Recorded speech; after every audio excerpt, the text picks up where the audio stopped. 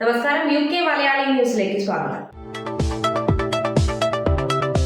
ബ്രിട്ടനിൽ അനധികൃത കുടിയേറ്റവും ജോലിയും തടയാൻ എല്ലാവർക്കും ഡിജിറ്റൽ ID കാർഡ് നിർബന്ധമാക്കാൻ സ്റ്റാർമർ സർക്കാർ ആലോചിക്കുന്നു. പുതിയ ജോലിക്ക് അപേക്ഷിക്കുമ്പോൾ ഈ ID കാർഡ് കാണിച്ച് UK-യിൽ താമസിക്കാനും ജോലി ചെയ്യാനുമുള്ള അവകാശം തെളിയിക്കണം.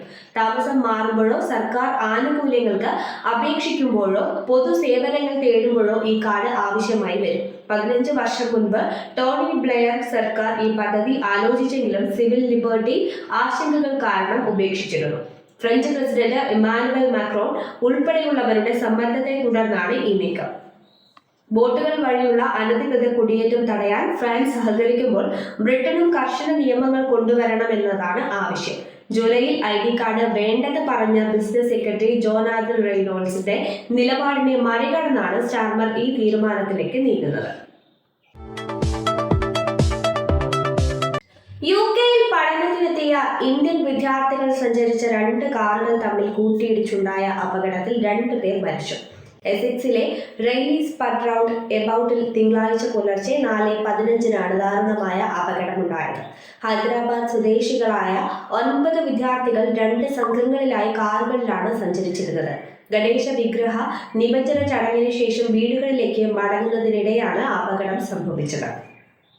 അപകടത്തിൽ 2 ഹൈദരാബാദ് സ്വദേശികളും 23ഉം 21ഉം വയസ്സുള്ളവർ യഥാക്രമം സംഭവസ്ഥലത്തും ആശുപത്രിയിലും മരിച്ചു. കാറുകൾ ഓടിച്ചിരുന്ന 23ഉം 24ഉം വയസ്സുള്ള 2 വിദ്യാർത്ഥികളെ എസെക്സ് പോലീസ് കസ്റ്റഡിയിലെടുത്തു. ഇവർക്ക് ഡ്രൈവിംഗ് ലൈസൻസ് ഇല്ലായിരുന്നുവെന്നാണ് പ്രാഥമിക വിവരം. അപകടത്തെ തുടർന്ന് മണിക്കൂറുകളോളം ഗതാഗതക്കുരുക്കുണ്ടായി. പരിക്കേറ്റ 5 പേരെ റോയൽ ലണ്ടൻ ആശുപത്രിയിൽ പ്രവേശിപ്പിച്ചു. 30 വയസ്സുള്ള ഒരാളും 20ഉം 23 വയസ്സ് പ്രായമുള്ള മറ്റ് 4 പേരുമാണ് ചികിത്സയിലുള്ളത്. ഇതിൽ 2 പേരുടെ നില അതീവ ഗുരുതരമാണ്. അപകടത്തിന്റെ കാരണത്തെക്കുറിച്ച് പോലീസ് അന്വേഷണം തുടരുന്നു.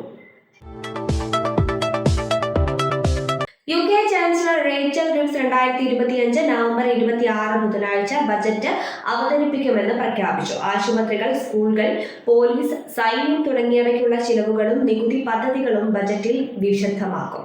സാമ്പത്തിക വളർച്ച മന്ദഗതിയിലായതും പണപ്പെരുപ്പം വർദ്ധിച്ചതും കാരണം നികുതി വർധനയോ ചെലവ് കുറയ്ക്കലോ വേണ്ടിവരുമെന്ന വിദഗ്ധർ മുന്നറിയിപ്പ് നൽകുന്നുമുണ്ട്. സമ്പദ് വ്യവസ്ഥ തകർന്നിട്ടില്ല, പക്ഷേ തൊഴിലാളികൾക്ക് മതിയായ ഗുണം ലഭിക്കുന്നില്ല എന്നും റിവ്സ് പറഞ്ഞു.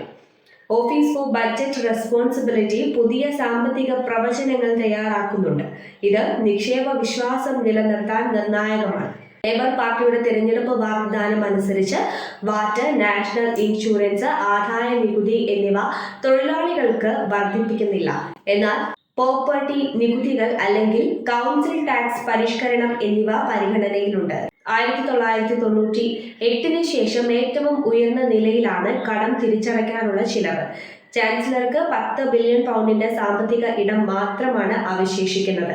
കഴിഞ്ഞ ബജറ്റിൽ തൊഴിലാളി ദാതാക്കളുടെ നാഷണൽ ഇൻഷുറൻസ് വർധന വിവാദമായിരുന്നു, പ്രത്യേകിച്ച് ഹോസ്പിറ്റാലിറ്റി മേഖലയിൽ. UK-യിൽ ഇന്ത്യൻ സഞ്ചാരികളുടെ ബൈക്ക് മോഷണം, ലോക പര്യടനം പ്രതിസന്ധി. ലോകം ചുറ്റാനുള്ള സ്വപ്നയാത്രക്കിടെ ഇന്ത്യൻ ബൈക്ക് സഞ്ചാരി യോഗേഷ് അലേകാരിക്ക് UK-യിൽ വൻ തിരിച്ചടി. നോട്ടിംഗ്ഹാമിലെ വോളട്ടൺ പാർക്കിൽ ആഗസ്റ്റ് 31 സുഹൃത്തിനെ കാണാനെത്തിയപ്പോൾ അദ്ദേഹത്തിന്റെ KTM 390 അഡ്വഞ്ചർ ബൈക്ക് മോഷണം പോയി. പാസ്പോർട്ട്, പണം, ക്യാമറ, ലാപ്ടോപ്പ് തുടങ്ങിയവ ബൈക്കിലുണ്ടായിരുന്നു.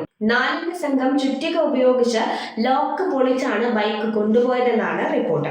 17 രാജ്യങ്ങളിലൂടെ 24,000 കിലോമീറ്റർ പിന്നിട്ട അലേകാരി അടുത്തതായി ആഫ്രിക്കയിലേക്ക് യാത്ര തിരിക്കാനിരിക്കുകയായിരുന്നു.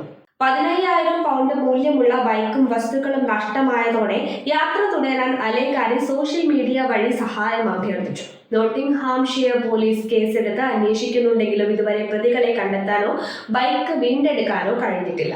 റോബിൻ വീൽസ് എന്ന പേര് നേടിയ അലേകാരി ഇൻസ്റ്റഗ്രാമിലും ഫേസ്ബുക്കിലും തന്റെ സാഹസിക യാത്രകൾ പങ്കുവെച്ച് ഒട്ടേറെ ആരാധകരെ സ്വന്തമാക്കിയിട്ടുണ്ട്. ബ്രിട്ടനിൽ 16 വയസ്സിന് താഴെയുള്ളവർക്ക് റെഡ് ബുൾ, മോൺസ്റ്റർ, പ്രൈം തുടങ്ങിയ എനർജി ഡ്രിങ്കുകൾ വാങ്ങുന്നത് നിരോധിക്കാനുള്ള പുതിയ നിയമം സർക്കാർ ആലോചിക്കുന്നു.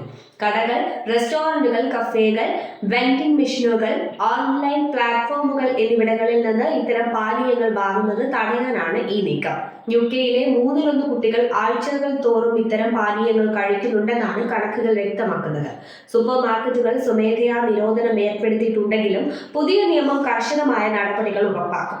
ചില എനർജി ഡ്രിങ്കുകളിൽ 2 കപ്പ് കാപ്പിയേക്കാൾ കൂടുതൽ കഫീൻ അടങ്ങിയിട്ടുണ്ട്.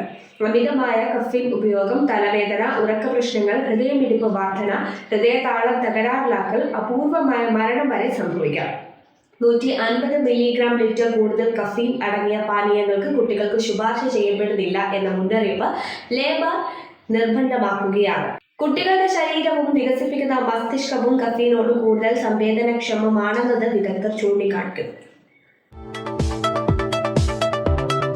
വാർത്തകൾ പൂർണ്ണമാകുന്നു. നന്ദി, നമസ്കാരം.